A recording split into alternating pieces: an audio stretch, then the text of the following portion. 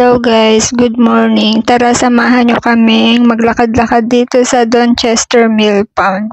At eto na nga guys, nilalakad na namin at makikita nyo na maraming snow sa paligid. Pero okay lang yan. Maganda nga yan na malamig-lamig habang lumalakad. Kasama ko ang aking kuya, ang kanyang asawa at ang kanyang isang anak. Sa aming paglalakad ay makikita nyo ang kabuuang tubig ay nababalot ng puro snow. At ang aming paglalakad na ito ay inabot ng 1.5 hours. Pero minabilis ko na ang aking video para hindi kayo mainip. At eto na nga, naglalakad kami.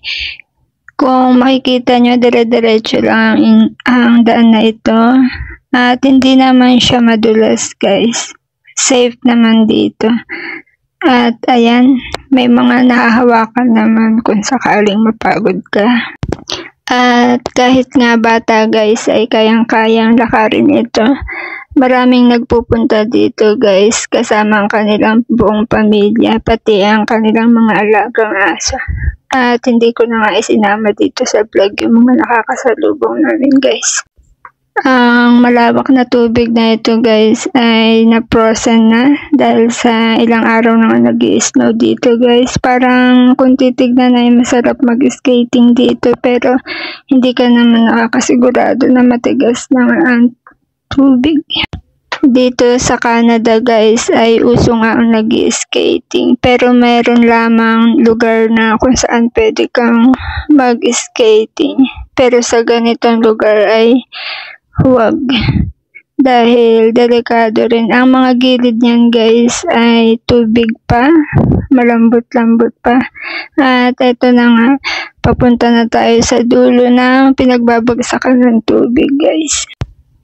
At kahit na frozen na nga ang gitnang tubig ay dito sa dulo, ayan, dyan sila bumabagsak. Tubig na tubig pa rin siya guys. Ayan. At lilibutin namin hanggang makarating ulit dun sa may parking area. Ang kagandahan sa paglalakad ng may snow guys ay nakakadagdag ito ng energy at nakaka-challenge din guys na maglakad sa ganitong lugar. At kahit nga mag-isa ka lang dito guys, hindi ka maliligaw dahil ang mga daan dito ay dire-diretso lang naman. May guide naman. Ayan, kitang-kita naman ang mga daan dito. Sa sunod guys, ulitin ko ang video na to kapag summer para makita nyo yung kaibahan. Dahil yung mga natutuyong sanga na yan guys ay makikita nyo na may magandang mga dahon yan. Iba't iba ang kulay nyan guys. At syempre, napagod, nagpahinga, ayan, diretso ulit sa paglakad guys. Malayo-layo pa, nasa gitna pa lang kami. Mas okay mamasyal sa ganitong lugar guys kasi matipid. Kaysa maggala-gala ka sa mga city, magastos, dito makakapag-relax ka pa. Napaka-peaceful dito guys. Ang lugar nga na ito guys ay paikot lang. Inikot lang namin ito. At ayan nga, yung mga natatapakan namin makapal ang snow na may mga tuyo-tuyong dahon. At pansamantala nga guys na huminto ang pag-snow kaya naisipan namin maglakad-lakad dito. Kung mapapansin nyo nga ay malinis ang buong paligid. Walang mga kalat na mga plastic, papel, at kung ano man. Dahil ang mga pumupunta dito guys ay disiplinadong tao. Ayan, hindi sila nag-iiwan ng kalat. Yan, ganyan ang paligid dito guys. At sa paglalakad nga guys, dapat may matibay kang sapatos para hindi ka madudulas. At yun talagang pwedeng-pwede sa snow. At parang magkakahawig nga guys dito ang mga forest pero iba't iba ang mga pinupuntahan namin. At dinayo pa nga namin to guys. Mga 40 minutes ang biniyahe namin para makarating dito. Safe naman dito guys. Walang mga wild animals na makakasalubong or makikita. dahil ibang bahagi naman ng forest sila nakatira. At para nga makasigurado guys, nagbaon na rin ako ng mga pagkain, inumin, backpack, ganun. Para lang hindi ka magugutom sa ganitong paglalakbay. Nakakahingal nga guys, pero yun ang nakakalakas ng katawan guys, yung ganitong paglalakad. At eto na nga ako, may dala akong backpack, may makapal na jacket at bonnet, at eto ang aking buong paligid. At kahit nga maaraw guys, ay kailangan pa rin ng matibay na sapatos para sa snow. At huwag nyo nga palang kalimutan guys na mag-subscribe at i-like ang aking channel, pati na rin ang aking mga videos. At salamat guys sa panonood. Sobrang nagpapasalamat ako sa mga taong sumusuporta sa akin.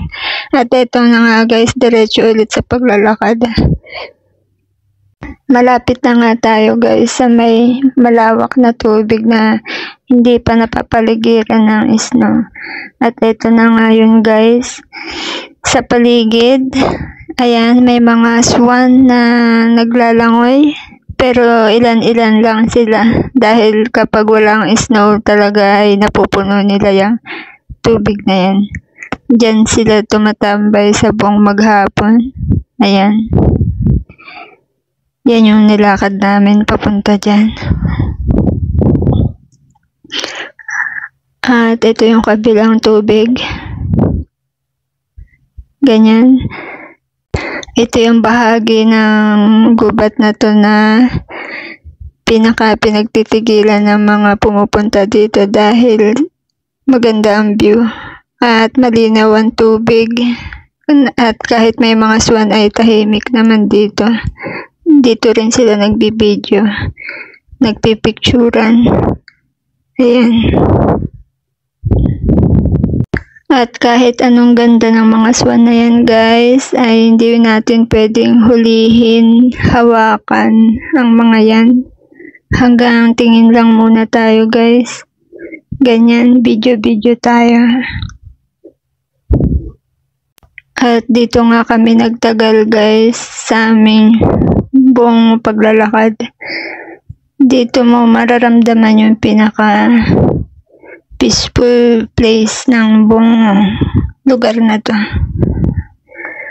At ito nga yung sinasabi nilang history ng lugar na yan, Donchester Swamp. At nakasad nga dyan guys na ang mga swamp na yan ay pribadong pag-aari. Ayan guys. May mga upuan din na pinoprovide sila para kung sakaling gusto mong mamahinga. Yan. At ito nga, kami ay umalis na. Pabalik na kami sa parking area. Ayan yung mga tuyong dahon na tatapakan namin. Yung ibang pumupunta dito guys, nagdadala pa sila ng eco bag. Pinupulot nila yung mga tuyong dahon. At ito na nga ako guys, medyo pagod na rin. Pero go pa rin dahil masarap naman. Ayan. Yan yung mga kasama ko guys. Hello. Hello. Hi. Aha. At bago nga kami umuwi guys, ay namahinga kami at nagkape-kape dito sa gilid ng parking area. At maraming salamat nga pala guys sa pagsama nyo sa aming paglalakbay. Sa ulitin guys. Thank you po.